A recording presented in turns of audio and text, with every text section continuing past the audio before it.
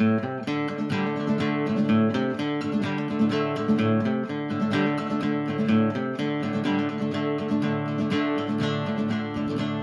YouTube. Look, today I want to talk about my favourite working axe, which is this Kelly Dandenong 4-pound made in Australia.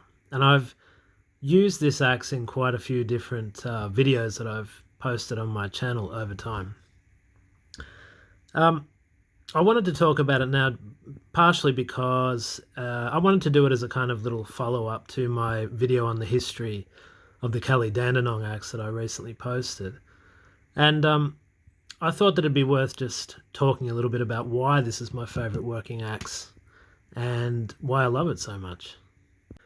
So I've hung this axe head on a 31-inch haft. Originally it was a 32-inch, but I shortened it a bit when I trimmed the palm swell back a bit. Ended up 31 inches. I find it's a really comfortable length handle for me. Works well. And it's fairly slim. I've thinned it down quite a bit. It's reasonably slim.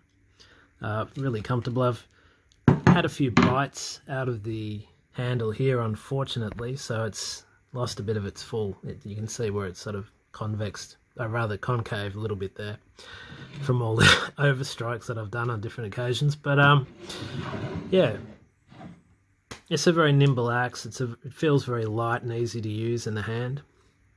And hickory handle, American hickory handle. It's getting a nice kind of patina on it now because I've used the axe a lot over the last few years. As far as the head goes, I purchased this axe head from a guy in Tasmania, and it was actually an eBay auction. And I think because the stamp's pretty worn, I mean, let me see if I can show it here. The stamp's pretty worn, you can't see the Kelly logo properly. And the head's got some pitting. Doesn't affect function, but it's got a little bit of pitting. So because it's a little bit cosmetically challenged, you could say, I think I got it for, I don't know, $90 or something, which for one of these is not too bad of a price. And it's been one of the best buys that I've ever picked up on eBay for sure. Now it's a little bit hard to make out here, but this axe has got quite a chunky sort of wedge shape to it, as you'd expect from a Tasmanian pattern. It's certainly a lot more wedgy and chunky than the later Kelly Dandies from the 70s, where they changed the profile a little bit. And I find this is a perfect profile for me in terms of a user, because it throws chips out of the wood so effectively, but still bites really well.